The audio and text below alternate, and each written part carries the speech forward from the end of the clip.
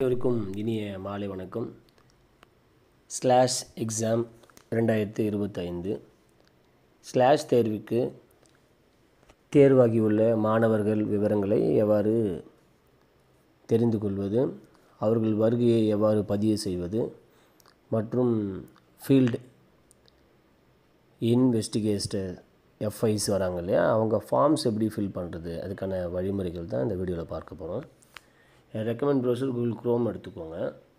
இதில் EMIS டிஎம்ஐஎஸ் EMIS அப்படின்னு type பண்ணுங்கள்.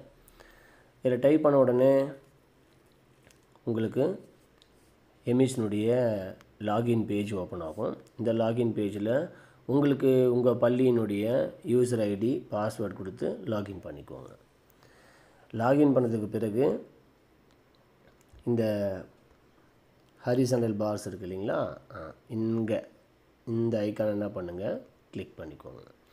இதை கிளிக் பண்ண உடனே உங்களுக்கு கீழே ஸ்க்ரால் பண்ணிங்கன்னா உங்களுக்கு கீழே வந்து ஸ்லாஷ் எக்ஸாம் அப்படின்னு கொடுத்துருப்பாங்க, தெரியுதுங்களா?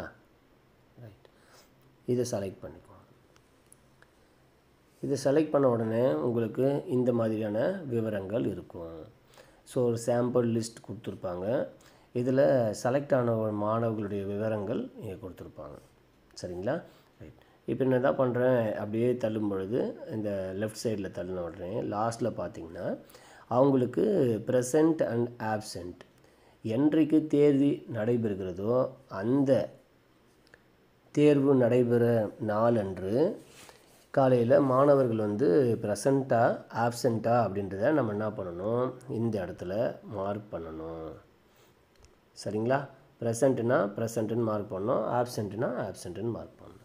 ஸோ இது வந்து மாணவர்களுக்கு நம்ம கொடுக்கக்கூடிய அவங்களுடைய அட்டெண்டன்ஸ், இந்த எக்ஸாமுக்கான அட்டெண்டன்ஸ். ஸோ இதை நம்ம என்ன பண்ணணும், கரெக்டாக சரியாக பூர்த்தி செய்யணும். இது செய்யும் பொழுது எங்கள் ப்ரெசண்ட்டுக்கு நேராக நம்ம என்ன பண்ணணும், ப்ரெசண்ட்டுனும், சப்போஸ் ஆப்சண்ட் ஆயிருந்தாங்கன்னா ஆப்சண்ட்டுன்னு கொடுக்கணும். இது கொடுத்து முடித்த பிறகு தான் நம்ம என்ன பண்ணணும்னா, இந்த பிடிஎஃப்னு ஒன்று இருக்குது பார்த்திங்க, தெரியுதுங்களா? அதுதான் வந்து நமக்கான சீட்டிங் அரேஞ்ச்மெண்ட். எத்தனை பேர் ப்ரெசென்ட் ஆகிருக்காங்களோ அவங்களுக்கு வரையும் எப்படி உட்கார வைக்கணும், தேர்வு எழுதக்கூடிய மாணவர்களை அமர வைக்கக்கூடிய முறை தான் அந்த சீட்டிங் அரேஞ்ச்மெண்ட். இதை பார்த்து நம்ம என்ன பண்ணலாம், தெரிஞ்சுக்கலாம். இதை கிளிக் பண்ண உடனே நமக்கு என்ன ஆகும், ஒரு பிடிஎஃப் டவுன்லோட் ஆகும். அந்த பிடிஎஃப்பில் மாணவர்கள் எவ்வாறு உட்கார வைக்க வேண்டும் அப்படின்றக்கூடிய அந்த அமர்வு முறை வந்து குறிப்பிட்டிருப்பாங்க. இதில் பார்த்திங்கன்னா யார் யாருக்கு என்னென்ன புக்லெட் நம்பர், அவங்களுடைய ஐடி, அவங்களுடைய பெயர், இது முழுவதும் குறிப்பிட்டிருவாங்க. சப்போஸ் யாருன்னா ஒருத்தருக்கு நம்ம வந்து ஆப்சண்ட் கொடுத்துருந்தோம்னா அவங்களுடைய பெயர் மட்டும் அந்த இடத்துல விடுபட்டு இருப்பாங்க. அதை நம்ம மாற்றி உட்கார வைக்கிறதுக்கோ, இல்லை ஒருத்தர் 2 பேர் ஆப்சண்ட் ஆகியிருந்தாலும் நம்ம என்ன பண்ணலாம், அந்த ஆப்சண்ட் அந்த ஸ்டூடெண்ட்டுக்கு மட்டும் அந்த புக்லெட்டை வந்து இடம்பெறாமல் அதுக்கேற்ற மாதிரி சீட்டிங் பிளான் வந்து மாற்றி கொடுப்பாங்க. ஸோ அந்த சீட்டிங் அரேஞ்ச்மெண்ட்டுக்கு முன்னாடி நம்ம செய்ய வேண்டிய முதல் விஷயம் என்னென்னா, அவங்க ப்ரெசண்ட்டா ஆப்சண்ட்டா அப்படின்றத தெளிவாக நம்ம என்ன பண்ணணும், தெரிஞ்சு வச்சுக்கணும். ஓகேங்களா? ரைட். அடுத்தது பார்த்திங்கன்னா இந்த 2 விஷயங்கள் நம்ம தெரிஞ்சுக்கணும், சரிங்களா? இந்த 2 விஷயம் தெரிஞ்ச பிறகு அடுத்தது நம்ம பள்ளிக்குன்னு வழங்க இருக்கக்கூடிய இந்த எஃப்ஐஸ் ஃபார்மை எவ்வாறு பூர்த்தி செய்யுது. ஸோ இந்த எஃப்ஐஸ் ஃபார்மை கிளிக் பண்ணுங்கள். இது கிளிக் பண்ண உடனே நம்ம பள்ளிக்கு வருகை தரக்கூடிய எஃப்ஐ, அதாவது ஃபீல்டு இன்வெஸ்டிகேட்டர் டீட்டெயில்ஸ். சப்போஸ் இது உங்களுக்கு இங்கிலீஷில் பதிவு செய்கிறது வந்து சிரமமாக இருந்துச்சுன்னா இதை நீங்கள் என்ன பண்ணலாம், ட்ரான்ஸ்லேட் பண்ணிக்கோங்க, சரிங்களா? இப்போ எஃப்ஐனுடைய முழு பெயர், அப்போ எஃப்ஐனுடைய தொடர்பு எண், அவங்க என்ன காலேஜ் படிக்கிறாங்க அப்படின்ற விவரங்களை நீங்கள் என்ன பண்ணலாம், அதை பூர்த்தி செய்துக்கலாம். இந்த கணக்கெடுப்பு மற்றும் எஃப்ஐ வருகையை பற்றி பள்ளி அறிந்திருக்கிறதா, அதாவது இந்த மாதிரி எஃப்ஐஸ் வந்து நம்ம பள்ளிக்கு வருவாங்கன்னு சொல்லிட்டு நமக்கு மீட்டிங்கில் சொல்லியிருப்பாங்க. இது நமக்கு தெரிஞ்சிருக்குதா இல்லையான்றது இதை எஃப்ஐஸ் வந்து ஃபில்லப் பண்ணுவாங்க. ஆமாம், யாருன்னு கேட்காம அந்த மாதிரி ஃபீல்டு இன்வெஸ்டிகேட்டர் நம்ம பள்ளிக்கு வந்தாங்கன்னா அவங்களுக்கு வந்து அவங்கள எப்படி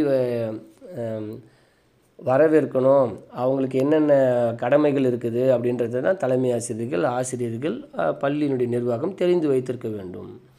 அடுத்தது பார்த்திங்கன்னா எம்இசியில் உள்ள லாகின், பள்ளியினுடைய லாகினை கொடுத்து அவங்களுக்கு இதை எப்படி பூர்த்தி செய்யணுன்றதை அவங்களுக்கு நம்ம என்ன பண்ணணும், அதுக்கான வழிகாட்டுதலை நம்ம தரணும். உங்களுக்கு தர முடியாது அந்த மாதிரி நம்ம என்ன பண்ணக்கூடாது, ரெஃப்யூஸ் பண்ணக்கூடாது. ஏன்னா அந்த எஃப்ஐஸ் வந்து நம்ம லாகினில் வந்து தான் அவங்களால பூர்த்தி செய்ய முடியும். ஸோ அதுக்கு நம்ம என்ன பண்ணணும், சரியான வாய்ப்பு தரணும். அடுத்ததாக இந்த /2025 பொருத்தமான இதுக்குன்னு தனியாக ஒரு எக்ஸாம் ஹால் இருந்தால் கொடுத்து முடிஞ்சால் நம்மளால் என்ன பண்ணலாம், அதுக்குன்னு ஒரு எக்ஸாம் ஹால் கொடுக்கலாம். சில பள்ளிகளில் வந்து ஒரே வகுப்பறை கட்டிடமாக இருக்கும். ஸோ அந்த மாதிரிலாம் இருக்கும் பொழுது அதுக்கு இருந்தால் அவங்க என்ன பண்ணலாம், ஆம் என்றும் இல்லை என்றும். இதை வந்து ஆசிரியர்களோ தலைமை ஆசிரியர்களோ இதை பூர்த்தி செய்யக்கூடாது. இதை யார் பூர்த்தி செய்யணும்னா எஃப்ஐஎஸ், அந்த ஃபீல்டு இன்வெஸ்டிகேட்டர், அவங்களுக்கான லாகின் அவங்களுக்கு கொடுத்து இதை நம்ம பூர்த்தி செய்ய சொல்லணும். சரிங்களா? ரைட். கணக்கெடுப்பு அறையில் பெஞ்சுகள், விளக்குகள், காற்றோட்டம் இந்த மாதிரி வசதிகள்லாம் இருக்குதா அப்படின்றத அவங்க அனலைஸ் பண்ணி அவங்க தான் இந்த ரிப்போர்ட்ஸ்லாம் கொடுப்பாங்க. ஸோ இதெல்லாம் வந்து நம்ம பள்ளியில் இருக்கான்றதை நம்ம தெரிஞ்சு வச்சுக்கணும். அதுக்கான வாய்ப்புகளை வந்து வரக்கூடிய அந்த ஃபீல்டு இன்வெஸ்டிகேட்டர்ஸ்க்கு கண்டிப்பாக கொடுக்கணும். கணக்கெடுப்பின் போது பள்ளி ஆசிரியர்கள், ஹெச்எம்கள், பணியாளர்களிடமிருந்து யாதேனும் குறுக்கீடு, அவங்க வந்து எதனா ஒரு டிஸ்டர்ப் பண்ணுற மாதிரி கிளாஸ் ரூமையோ இல்லை எஃப்ஐசியோ இல்லை எக்ஸாம் நடக்கக்கூடிய ஹாலையோ டிஸ்டர்ப் பண்ணுற மாதிரி இருக்கா அப்படின்றத அசஸ் பண்ணுவாங்க. ஸோ வினா புத்தகங்கள், ஓஎம்ஆர் தாள்களை விநியோகம் செய்வதிலும் சேகரிப்பதிலும் பள்ளி ஊழியர்கள் உதவியாக இருந்தார்களா, இந்த மாதிரி அவர்களுக்கு உதவி தேவைப்பட்டால் அதை நம்ம பள்ளி தரப்பிலிருந்து நம்ம கண்டிப்பாக உதவிகளை அவங்களுக்கு உதவலாம். அடுத்தது பார்த்திங்கன்னா இதில் பார்த்திங்கன்னா இந்த பாட ஆசிரியர்களை கண்டிப்பாக தேர்ந்தெடுக்கணும். ஒரு சில பள்ளிகளில் வந்து ஒரு பாடத்தையும் வேறு வேறு ஆசிரியர்கள் கையாளுவாங்க. ஸோ நம்ம பள்ளியில் வந்து ஒரே ஆசிரியர் அனைத்து பாடங்களையும் கையாளுறாங்க. தமிழ், ஆங்கிலம், கணிதம் இது 3ஐயும் ஒரே ஆசிரியர் ஹேண்டில் பண்ணுறாங்கன்னா அந்த ஒரு ஆசிரியரே இந்த 3 பாடத்துக்கும் தேர்ந்தெடுத்துக்கலாம். அப்படி இல்லைன்னா தமிழுக்கு ஒரு ஆசிரியர் எனும்பொழுது இங்கே ஆசிரியரை தேர்ந்தெடுக்கவும் குறிப்பிட்டிருப்பாங்க. அப்போ நம்ம பள்ளியில் இருக்கக்கூடிய ஆசிரியர்கள் விவரங்கள் இங்கே வரும். இதில் பார்த்து நம்ம எந்த ஆசிரியரோ அந்த ஆசிரியரை நம்ம பயன்படுத்திக்கலாம். எந்த ஆசிரியருமே இல்லாத பட்சத்தில், அதாவது ஆசிரியர்கள் இல்லாமல் இருந்தாங்கன்னா கண்டிப்பாக இருப்பாங்க. ஸோ இல்லைன்னா மற்றவேன்னு கேட்டால் என் டீச்சரோட ஐடி கேட்பாங்க. சரி, வேறொரு பள்ளியிலேருந்து ஒரு ஆசிரியர் கூட வந்து நம்ம பள்ளிக்கு டெப்டேஷனில் இருக்கலாம். அந்த மாதிரி இருக்கும் பொழுது அவங்க அதர்ஸ் அப்படின்னு குறிப்பிட்டு அவங்களுடைய ஐடியை இங்கே குறிப்பிட்டுக்கலாம். மற்ற ஆசிரியர்கள், வகுப்பாசிரியர்களுடைய பெயரையே நம்ம என்ன பண்ணலாம், குறிப்பிடலாம். இல்லை சரிங்களா? ரைட். இதை குறிப்பிட்ட உடனே இங்கிலீஷ் சப்ஜெக்ட் யார் எடுக்கிறாங்க அப்படின்றதும் இதே மாதிரி மீதியும் நம்ம என்ன பண்ணணும், பூர்த்தி செய்து கொள்ளணும். முடித்த பிறகு இங்கே சமர்ப்பிக்கவும் அப்படின்னு குறிப்பிட்டிருப்பாங்க. இதை வந்து கொடுத்துட்டோம்னா இந்த படிவம் வந்து பூர்த்தி ஆயிடும். ஸோ இதை வந்து யார் பூர்த்தி செய்வாங்க அப்படின்னு பார்த்தா நம்ம பள்ளிக்கு வரக்கூடிய ஃபீல்டு இன்வெஸ்டிகேட்டர்ஸ் தான் பூர்த்தி செய்வாங்க. இதை தலைமை ஆசிரியரோ வகுப்பு ஆசிரியரோ தேர்வு நடத்தக்கூடியவர்களோ இதை பூர்த்தி செய்யக்கூடாது. ஸோ இதில் இது கவனமாக இருங்க.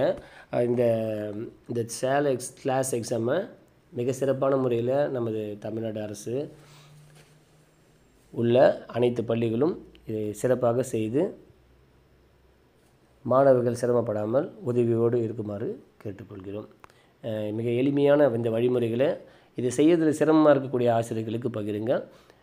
மேலும் பல பயனுள்ள தகவல்களுக்கு இணைந்திருங்கள். இரா கோபிநாத் யூடியூப் சேனல். நன்றி.